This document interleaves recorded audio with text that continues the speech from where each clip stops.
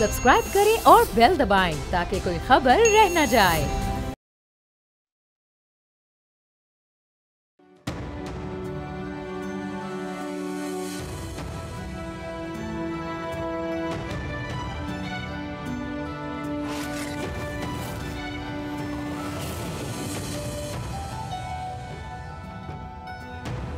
बस बहुत हो चुका। जाफर एक्सप्रेस हमले ने rule of the game change कर दिए हैं। अफगानिस्तान में तालिबान टेक ओवर के बाद बढ़ने वाली दहशतगर्दी पीक कर चुकी है। फॉरेन स्पॉन्सर्ड दहशतगर्दी का स्पेक्ट्रम वसी है। पाकिस्तान में कार्रवाइयों के लिए टीटीपी, बीएलए और आईएसकेपी को अफगानिस्तान में ऑपरेशनल हेडक्वार्टर दस्तयाब है, जहां पर ऑपरेशंस को मॉनिटर करने के अलावा इंफॉर्मेशन वॉरफेयर के लिए भी इस्तेमाल किया जाता है। दहशतगर्द ग्रुपों के दरमियान स्ट्रेटेजिक इत्तेहाद कायम है। लॉजिस्टिक और इंटेलिजेंस शेयरिंग का निज़ाम मौजूद है, जिसकी वजह से न सिर्फ दहशतगर्दी के वाक़यात में इजाफा हुआ है, बल्कि हमलों की जो एक सोफिस्टिकेशन भी है वो बढ़ चुकी है। इस इमर्जिंग थ्रेट के जो कॉन्टेक्स्ट में कल एक कौमी सलामती कमेटी का इजलास भी बुला लिया गया है, जिसमें अस्करी क़यादत मुल्क की सिक्योरिटी सूरत हाल पर एक तवील ब्रीफिंग देगी। सवाल ये है कि मल्टी फेज दहशतगर्दी के खिलाफ नए रूल्स ऑफ द गेम क्या हो सकते हैं? क्या नेशनल एक्शन प्लान 2 पर इत्तफाक राय हो सकता है? और सबसे बढ़कर ये कि इस सूरत हाल में कौमी इत्तफाक राय क्यों ज़रूरी है? आप देख रहे हैं बोल आदिल अब्बासी के साथ। टेररिज्म थ्रेट की नौयत बदल गई है। बलोच टेररिस्ट ग्रुप्स की टैक्टिक्स में अब कुछ चेंजेस आ गए हैं। फुटप्रिंट्स और उनकी शिद्दत भी बढ़ती जा रही है। दूसरी तरफ टीटीपी की हिकमत अमली भी बहुत वाज़ेह है। अफगानिस्तान से क्रॉस बॉर्डर अटैक करते हैं और वापस अफगानिस्तान में पनाह ले लेते हैं। ज़रब अज़बर अब्दुल फसाद ने टीटीपी की कमर तोड़ दी थी, मगर 2021 के बाद से जारी पॉलिटिकल अनसर्टेनिटी और कमज़ोर गवर्नेंस की वजह से इंटीग्रेटेड और कोहेसिव नेशनल सिक्योरिटी स्ट्रेटजी अपनाने में रियासत को और हुकूमत को मुश्किलात का सामना है। कौमी सलामती कमेटी का पार्लिमानी इजलास इस सियासी इत्तफाक राय के हवाले से एक अहम संग मील होगा, लेकिन इजलास से पहले वज़ीर आला खैबर पख्तूनख्वा ने एक सेटल्ड इशू को मुतनाज़ा बनाने की कोशिश की है। अली अमीन गंडापुर ने कहा है कि अफगान महाजरीन के इनखला की पॉलिसी गलत है और उन्हें इस पर एतमाद में नहीं लिया गया। अहम बात है कि हाल ही में सूबा खैबर पख्तूनख्वा में होने वाले हमलों में अफगान शहरियों की शनाख्त भी हो चुकी है। इसी इशू पे बात करने के लिए हमारे साथ मौजूद हैं इस वक्त नासिर भट्ट साहब, सेनेटर हैं पाकिस्तान मुस्लिम लीग नवाज के, फैसल चौधरी साहब वकील हैं पाकिस्तान तहरीक इंसाफ के। बात करेंगे और इस तमाम इशू के ऊपर ज़रा रोशनी डालेंगे। कल का दिन बड़ा अहम होगा क्योंकि हमें ये देखना है कि अगर इतना बड़ा चैलेंज हमारे सामने है तो उसको क्या हम वो ट्रेडिशनल अंदाज में रिजॉल्व कर सकते हैं, ये जो एक हमारा कन्वेंशनल किस्म का सारा प्रोसेस है। भट्ट साहब, क्या हुकूमत और अपोजिशन ये बात मानने को तैयार नहीं है कि बिज़नेस एज़ यूजुअली चलेगा? क्योंकि हम देख रहे हैं कि जो हमारे ट्रेडिशनल तरीके हैं, कन्वेंशनल तरीके हैं इन मसाइल को हल करने के, अब उनसे फ़िलहाल काम नहीं चल रहा, कुछ एक्स्ट्रॉर्डनरी मेजर्स लेने पड़ेंगे। तो ये तमाम सूरत हाल में हमने ये देखा है कि अब रूल ऑफ द गेम्स वाकई चेंज करने पड़ेंगे। तो क्या rule of the games change करने का फ़ैसला कर लिया गया है? बिस्मिल्लाहिर्रहमानिर्रहीम। ये आपकी जो बात है बिल्कुल ठीक है। जो हालात है, जो आपके सामने चीज़ें, जिस तरह की दहशतगर्दी ने सर उठाया है, तो उसके लिए rule of the game change करने पड़ेंगे। और उसके लिए जब कल कौमी सलामती कमेटी का जो इजलास है जिसमें आके इदारे ब्रीफिंग देंगे, सिक्योरिटी के इदारे, तो इसीलिए है। और सब सियासी जमातें वहाँ मौजूद होंगी। मेरा ख्याल है जितने भी हमारे अपोजिशन के हैं या हुकूमत के जितने भी कोलिशन, सब जमातें जमा होंगी, वहाँ ब्रीफिंग दी जाएगी। फिर आपस में आपको पता है कि जब ब्रीफिंग के बाद एक दूसरे के फिर जो खदशात हैं वो भी सुने जाते हैं, बातें सुनी जाती हैं, और जो फैसला भी होगा वो यूनानिमसली होना चाहिए, मैं ये कहता हूँ। ठीक है, और होगा भी ऐसे ही। लेकिन हुकूमत अपना किरदार अदा करेगी और अपोजिशन में बैठी जमातों को भी इस वक्त अपना किरदार अदा करना चाहिए। जो लोग बलूचिस्तान में अपनी फोर्सेस पे हमले करते हैं, सुसाइड करते हैं, वो कोई पाकिस्तानी नहीं है। ये तो सबसे पहले बात होनी चाहिए। ठीक है, बात ये कहते हैं जी करें, बात उससे करें जिनके इख्तलाफात हैं, लेकिन जो आपके ऊपर हमले करें, अपनी फोर्सेस पे हमले करें, वो पाकिस्तानी नहीं, उनसे बात होनी भी नहीं चाहिए। और हालात दिन ब दिन ख़राब हो रहे हैं, ये हमें फ़ौरन से पहले, अब कल पीएम साहब पहले चले गए बलूचिस्तान, आपको पता है, वहाँ पूरी काबीना गई, मीटिंग हुई, सबको बुलाया, साबका वज़ीर आला भी थे, अब्दुल मालिक साहब भी, दूसरे तीसरे, सब की बातें सुनी। अब कल होगा इंशाल्लाह, लेकिन ये है कि अल्लाह करे कि हमारी जितनी सियासी जमातें हैं, चाहे हुकूमत है चाहे अपोजिशन है, ये रियलाइज़ कर लिया कि ये जो दहशत गर्दी है इसको ख़त्म करने के लिए हमें इकट्ठा होना पड़ेगा। बट रुकावट कहाँ है? अगर ये जो बातें आप कर रहे हैं, ये बातें हमें बयानात की सूरत में नहीं दिखती। पीटीआई कह रही है कि हुकूमत का सारा फोकस जो है वो हमारे ऊपर है, और आप कह रहे हैं कि दहशतगर्दों को वापस लाने और सेटल करने वाले ये लोग हैं। ऐसे वक्त में रूल ऑफ द गेम आप चेंज कैसे करेंगे? ऐसे वक्त में आप इस इशू को रिवायती तरीके से हट के कैसे हैंडल करेंगे? देखिए, एक तो बात है कि मैं चाहता हूँ कि हमें इस वक्त एक चीज़ सोच रखनी चाहिए, पीछे क्या कुछ हुआ वो उसके लिए डिस्कशन हो सकती है बाद में, लेकिन इस वक्त जब मैं जिस सिचुएशन में हम हैं, मैं कभी नहीं कहता ये कि इमरान खान ये कर रहा है, फ़लाँ ये कर रहा है। इस वक्त हमें एक बात पे आना चाहिए कि हम अपने मुल्क, अपनी आवाम और इस दहशत गर्दी को ख़त्म करने के लिए हर वो कदम उठाना चाहिए जो ज़रूरी है। जो इदारे अगर हमें कल ब्रीफिंग देते हैं, उसके बाद जो लायामल तैयार होता है, उसमें खुदारा हर जमात को इकट्ठा होना चाहिए। और ये बात मैं नहीं कहूँगा, फिर देखें ना कि कल KPK का वज़ीर आला को ये बात सूट करती है इस वक्त, इस मौके पे, कि वो कहता है जी कि मैं पॉलिसी नहीं मानूंगा, या मैं, आप अफ़गानिस्तान से बात करें, भाई अफ़गानिस्तान से बात हो रही है, वो करेंगे, कौन करेगा? वफाक पॉलिसी बनेगी, उसके मुताबिक बात होगी। आप अकेले में बात करेंगे? ये जो लोग आ रहे हैं ये कहाँ से आ रहे हैं? अफ़गानिस्तान से आ रहे हैं। उसके मतलब अगर कोई पॉलिसी बनेगी, वफाक बनाएगा, सब सूबों को इकट्ठे साथ बिठा के बनाएगा, सब सियासी जमातों को इकट्ठा रख के बनाएगा। और ये बात कह देना कि भाई हम अपने खुद बात करेंगे, आप कैसे बात कर सकते हैं? इसका मतलब हर सुबह अपने बात खुद करना शुरू कर दें। चौधरी साहब, ये उसूली बातें तो सब करते हैं, लेकिन फिर भी हम देखते हैं कि एक कोऑर्डिनेटेड एफर्ट नहीं है, कोहेसिव नहीं है। ये मसला हमारे सामने इस वक्त सर उठाए खड़ा है दहशतगर्दी का, जहां ऑल अक्रॉस KP और बलूचिस्तान के अंदर जो है बड़े बड़े वाक़यात टेररिज्म के हो रहे हैं। जो बयानात एक दूसरे के खिलाफ दिए जा रहे हैं, ये तो इस मसले को एड्रेस नहीं कर सकते। तो रुकावट तो है इस मसले में, अभी ये रुकावट दूर कैसे हो? देखिए, रुकावट के लिए तो डेफिनेटली दूर करने के लिए तो जो इस्टेब्लिशमेंट है उसको भी अपनी पॉलिसी पे रिवीजन करनी पड़ेगी, हुकूमत को भी अपनी पॉलिसी पे नजरसानी करनी पड़ेगी और स्पेस देनी पड़ेगी अपोजिशन जमातों को, उनको सियासी तौर पे भी अकोमोडेट करना पड़ेगा। बलूचिस्तान में जो मालिक साहब हैं, अख्तर मेंगल साहब हैं, महमूद खान अटकज़ई, फजल रहमान साहब या पाकिस्तान तहरीक इंसाफ के जो लोग हैं, उनकी बात आपको सुननी पड़ेगी। जाहिर है बलूचिस्तान के लोग जो हैं वो बलूचिस्तान के जो लीडर हैं या वहाँ पे जो सियासत करते हैं उनकी मशवरे से आप चलेंगे ना। तो अगर आपने एक कोहेसिव पॉलिसी बनानी है, एक अपने जॉइंट पॉलिसी बनानी है, तो फिर सबको स्पेस तो देनी पड़ेगी।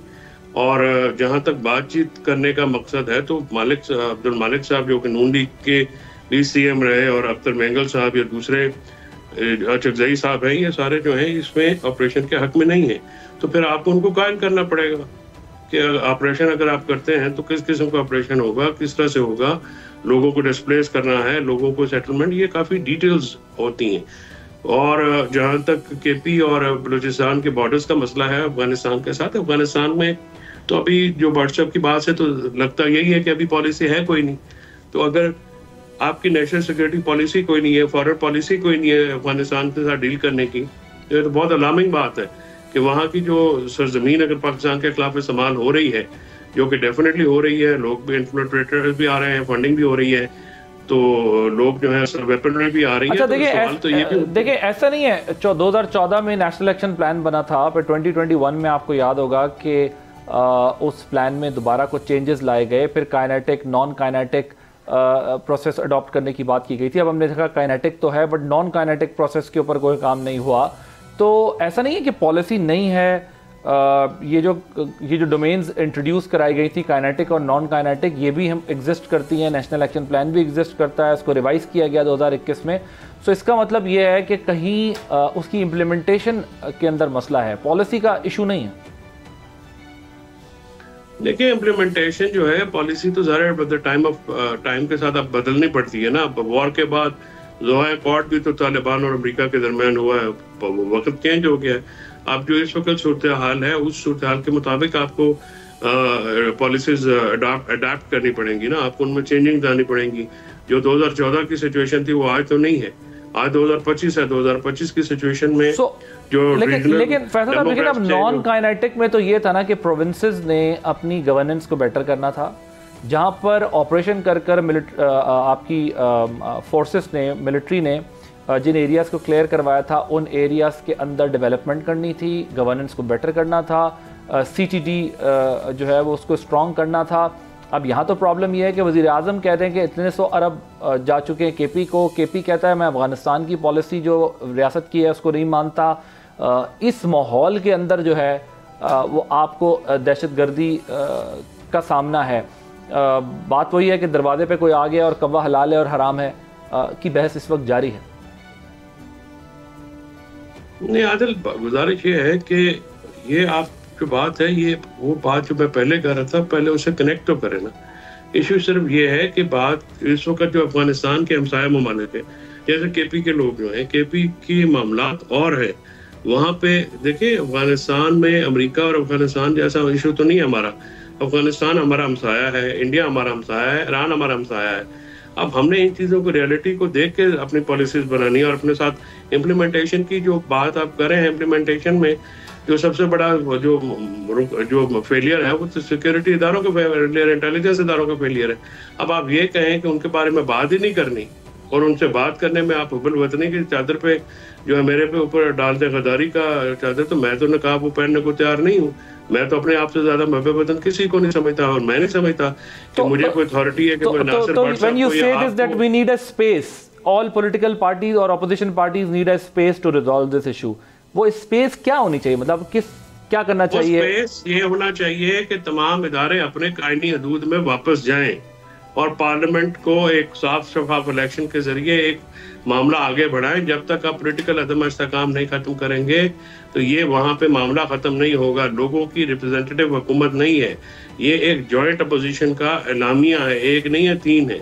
और ये जो लोग आपके पार्लियामेंट के अंदर हैं और पार्लियामेंट के बाहर भी हैं, आज बलूचिस्तान असेंबली में नुमाइंदा हुकूमत लोग नहीं है। वहाँ पे आप जाके जो बलूचिस्तान से ताल्लुक रखने वाले अफराद हैं उनसे आप सियासतदान हैं उनसे बात कीजिए तो फिर वो आपको हकायक मुख्तलिफ बताते हैं। देखिए आपको सारी चीजों की बारीक बीनी के साथ जो है मामलात को करना पड़ेगा।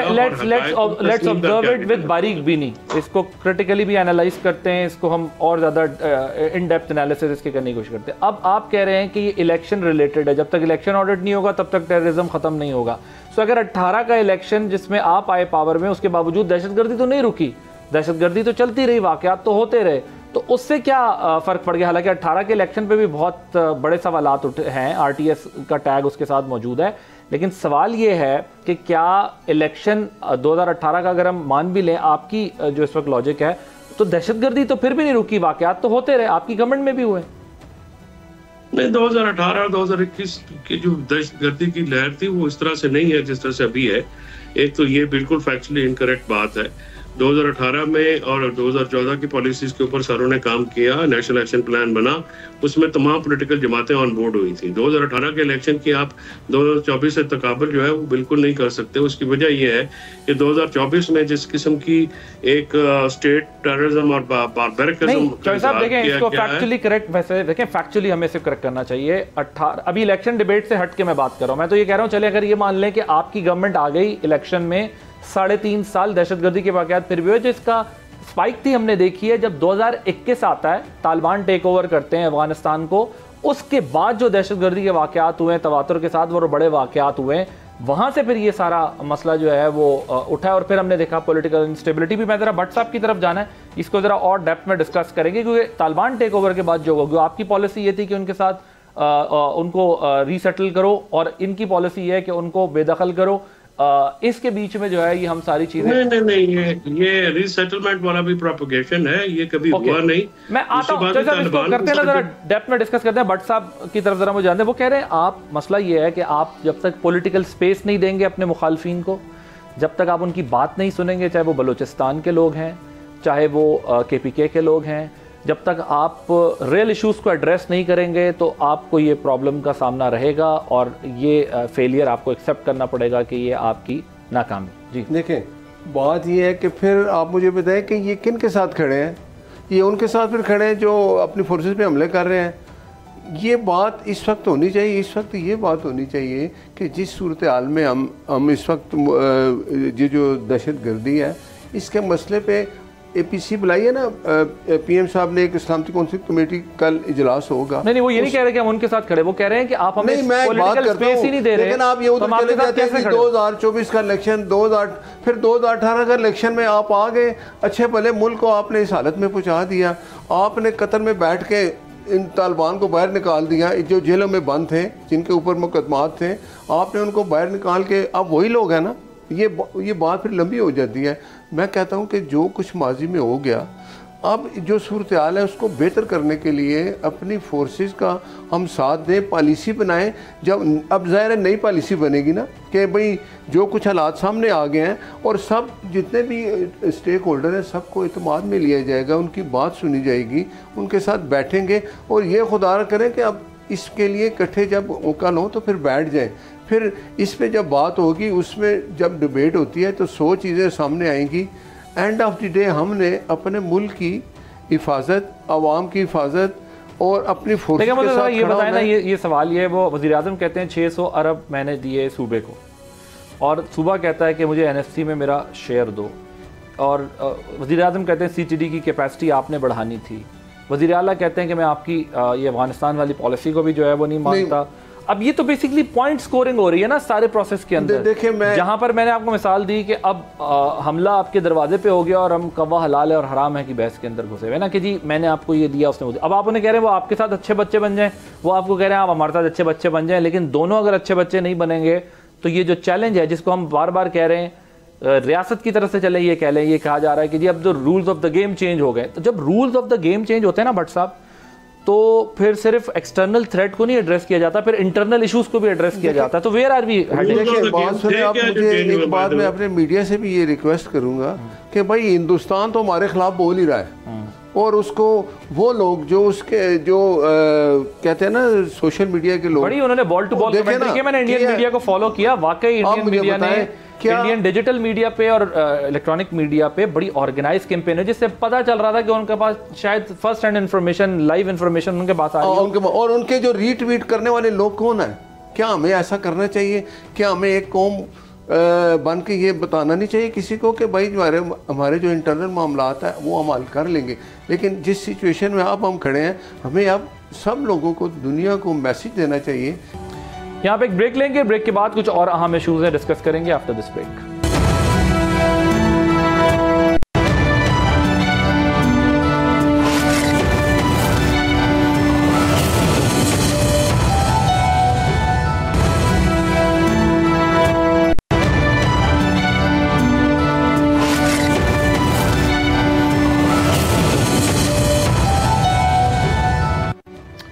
Welcome back. फैसल चौधरी साहब पूछ रहे रूल्स ऑफ द गेम क्या थे? देखिए, रूल्स ऑफ द गेम मुझे बताइए ना, पहले जिस तरह के हालात थे, देखिए पहले होता था वफाक जो फैसला करता है चारों सूबे उसको मानते थे। अब तो सूबे भी खुद मुख्तार है ना। अगर KPK में कुछ हालात ठीक नहीं है तो ये सूबे के वज़ीर आला का जिम्मेदारी है ना, उसका काम है अपने सूबे के लोगों का ख्याल करे, ना कि ये आप कहें जी मैं पॉलिसी बना रहा हूँ। आप फॉरेन पॉलिसी आप तो नहीं बना सकते, वफाक ने बनानी है। आप उनके साथ बैठ के बात कर सकते हैं कि इस पॉलिसी में ये चीज़ें शामिल करें, ना कि आप कहें जी हम बलूचिस्तान अफगानिस्तान से खुद बात करें। थोड़ा सा आपके लिए थोड़ा सा और आसान कर दो। जैसे DGISPR ने जब प्रेस कॉन्फ्रेंस की तो उन्होंने कहा कि अब हंट एंड किल होगा। सो अब टारगेट जो है वो बिल्कुल उसको तलाश किया जाएगा और कर दिया जाएगा, न्यूट्रलाइज कर दिया जाएगा। क्योंकि जिस तरीके से दहशतगर्दी हो रही है अब ये वो नॉर्मल नहीं है कि आप उसको एक प्रोसेस के ज़रिए चलाएंगे। तो आपने क्या कोई तैयारी की है? कोई इंटरनेशनल फोर्सेस की आपको सपोर्ट हासिल है इसमें? क्योंकि ज़ाहिर हमें अगर कंप्लेन अफगानिस्तान से तो हमने एक्शन भी अफगानिस्तान में करना होगा। तो आप लोग उसके लिए कुछ देखिए आपकी हुकूमत कुछ कर रही है? एग्जाम्पल ये दे दूँ, अभी जो अमेरिकन सदर है ट्रंप, उसने खड़े होके कहा ना कि पाकिस्तान की तारीफ़ की ना कि वो दहशत गर्दी के जो मामलात हैं जो दुनिया में हो रही है उसमें पाकिस्तान खड़ा है और दहशत गर्दी का मुकाबला कर रहा है। हमने 80,000 लोगों की जानें भी दी, जान कुर्बान की। अब बात यह है कि हम अगर आपस में, रूल ऑफ गेम की बात है कि आपस में अगर हम ये तय कर लें कि भाई अब फैसला अगर फोर्सेस को हम ही इंस्ट्रक्शन PM साहब देंगे ना, अगर आके वो कल एक ब्रीफिंग देते हैं इदारे कि भाई ये हालात हैं, सामने बैठे हैं सब सियासी लोग, चाहे वो अपोजिशन में है चाहे वो हुकूमत में है, उन्होंने अपनी बात करनी है, उन्होंने अपना मशवरा देना है, अपना उन्होंने तहफ़्फ़ुज़ात बताने कि ये कैसे हल होगा, हम इकट्ठे बैठेंगे, इसको ना करें, अभी ऑपरेशन का ये तरीका, ये कैसे होगा, हम इकट्ठे बैठेंगे। तो इसके लिए हमें कल जब बैठेंगे, फोर्सेस जो आपको एक ब्रीफिंग देगी उसके मुताबिक ये भूल जाए कि मैं PTI का हूँ, मैं नून का हूँ, मैं पीपल्स पार्टी का हूँ, नहीं, ये सोचें कि इस मुल्क की, इस आवाम के लिए जो हम लोगों की जिम्मेदारी है, चाहे वो असम्बली में बैठे हैं चाहे वो बाहर हैं, कि एक पॉलिसी हो, जब एक पॉलिसी बन जाए फिर यकजा उसको आवाज़ के साथ खड़े हो जाए। राइट। वो कहते हैं कल जो डिस्कशन होगी, जो ब्रीफिंग आएगी, चौधरी साहब आप लोगों को उसके अंदर इनके साथ यकजा होना पड़ेगा, क्योंकि आपका दुश्मन जो है वो आप पे बहुत ऑर्गेनाइज किस्म के हमले कर रहा है। जो हो गया माजी में उसको भूल जाएं। जो आप लोग अफगान शहरी, जो वज़ीर आला कह रहे हैं कि अफगानियों को शहरियत क्यों नहीं मिल सकती, ईरान जैसे मुल्क में भी अफगानियों को वापस भेज दिया, उन्होंने नहीं रखा, या उनको और कोई कंट्री रखने को तैयार नहीं होती। हम तो पिछले काफ़ी दिहाइयों से होस्ट कर रहे हैं, लेकिन उसके बावजूद फेस हमें ही करना पड़ रही है प्रॉब्लम। तो ये जो आप लोगों की डिमांड है, इससे क्या मतलब आप सिग्नलिंग करना चाहते हैं? ये तो मुझे लग रहा है जिस तरह पंजाब में वो कहते थे यार हम तो आपको आपके नज़रियात के खिलाफ नहीं है, इधर क्यों हमले करते हो, उधर हमले करो। इधर आप आपके वज़ीर आला भी ये कह रहे हैं कि हम तो अफगान पॉलिसी के खिलाफ नहीं है, और जो है वो बड़ा गलत मैसेज है, ये ठीक नहीं है जी। बात यह है कि आप, ये बड़ा कंफ्यूजिंग गुफ्तगू हो गई है, आपको क्लैरिटी के साथ बात करनी पड़ेगी। आप नासिर भट्ट साहब जो बात कर रहे हैं वो बहुत ही कंफ्यूजिंग बात कर रहे हैं। वो ये कह रहे हैं कि कल एक ब्रीफिंग होगी जिसपे आप, अगर ब्रीफिंग होगी तो पता चलेगा कि मामलात क्या हैं, उस पर फिर राय दी जाएगी। अभी उस राय को आज से स्ट्रीमलाइन कैसे किया जा सकता है? आप ये तो नहीं कर सकते कि लोगों की गर्दन पे घुटना भी रखें और कहें कि आप चीखें भी ना, लोगों की आप जिंदगी दूभर करें, लोगों के चादर चार दीवारी का तकद्दस भी पामाल करें, और फिर आप लोगों के साथ बदतमीजी भी करें, लोगों के बच्चे उठा के लेके जाए, पार्लियामेंटेरियंस को उठा ले जाएं, उन पर तशद्दुद करें, पार्टियों को तबाह करें, उसके बाद आप कहें कि आपसे कोई बात नहीं करेंगे, कोई राया तो है नहीं। अगर अवाम के साथ आपने बात करनी है तो तमाम इदारे और रियासत जो है, आदल, ये बिल्कुल गलत टर्मिनोलॉजी इस्तेमाल की जाती है हमारी सियासत में। रियासत आईन पाकिस्तान के तहत वफाकी सूबाई हुकूमतें होती हैं और उसके साथ वो अथॉरिटीज होती हैं जो टैक्स ला सके। इदारे रियासत नहीं होते, ना ही इदारों को रियासत होना चाहिए, क्योंकि अगर इदारे रियासत बनेंगे तो फिर तबाही होगी। और इस तरह से जो रियासती इदारे, जो रियासत के मातहत इदारे हैं, वो रियासत को डिक्टेट नहीं कर सकते।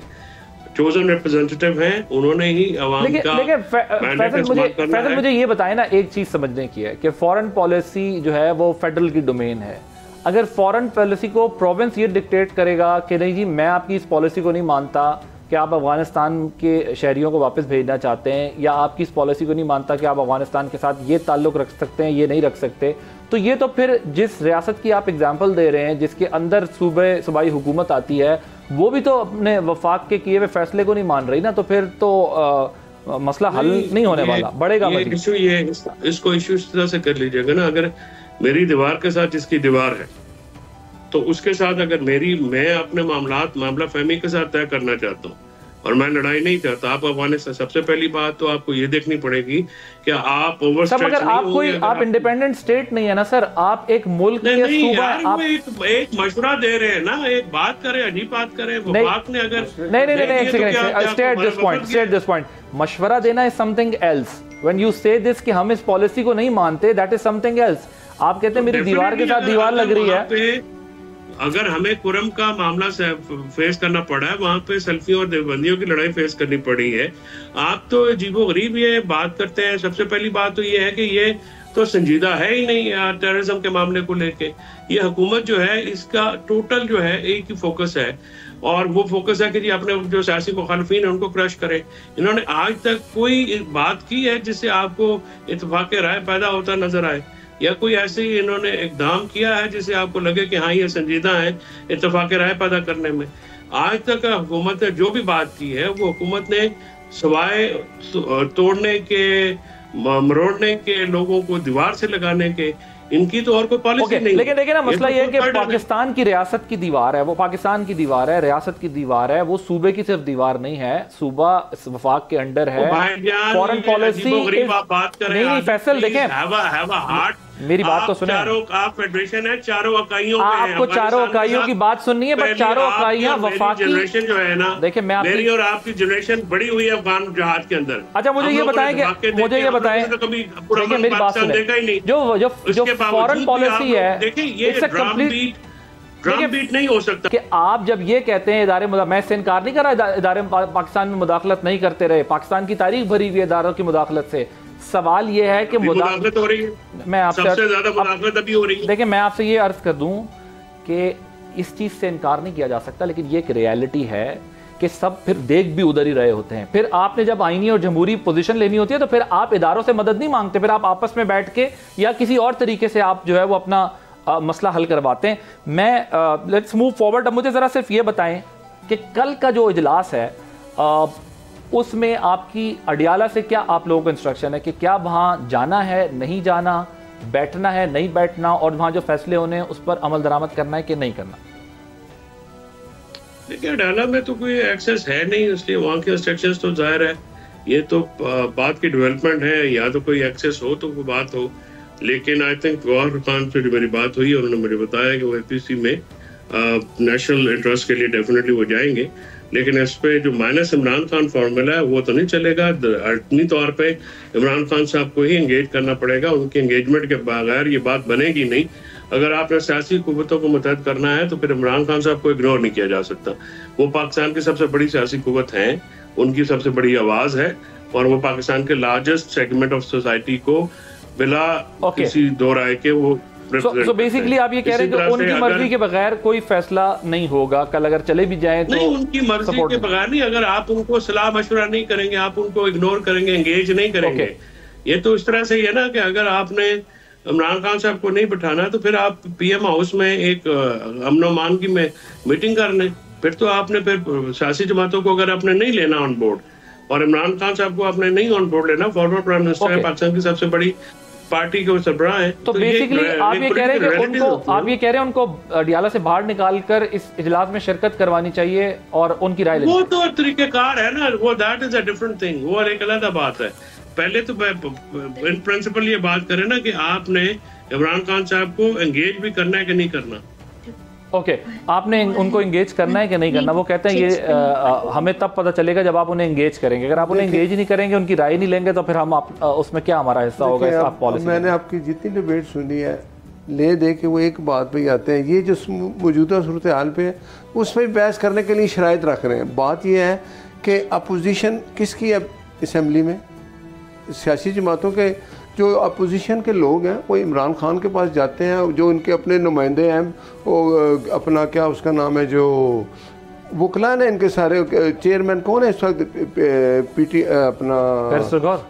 हाँ जी, बैरिस्टर गौर। वो सुबह शाम जाता है ना, वो मशवरा करके आता है।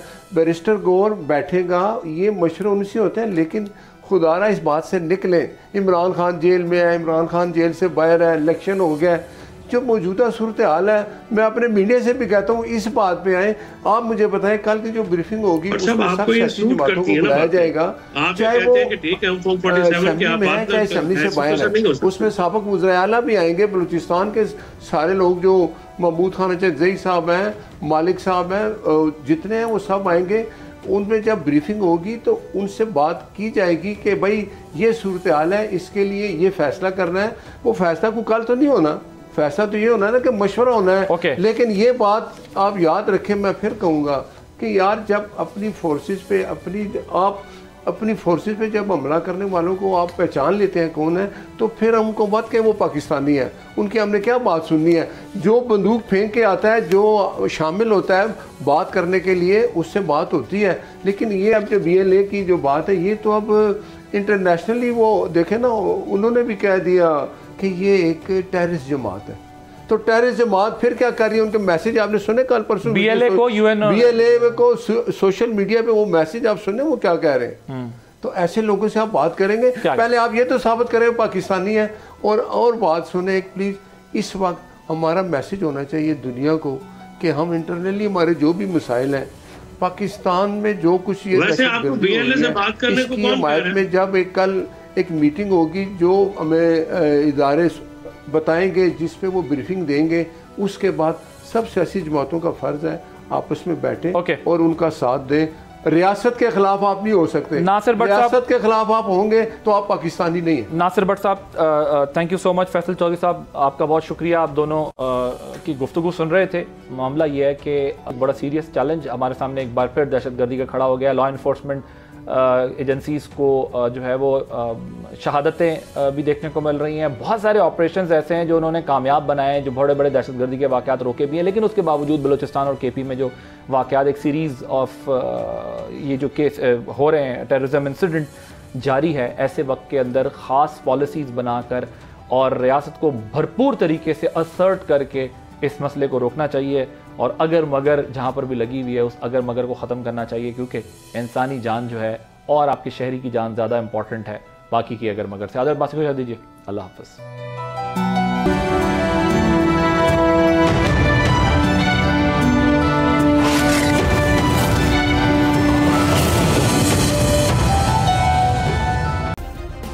सब्सक्राइब करें और बेल दबाएं ताकि कोई खबर रह न जाए।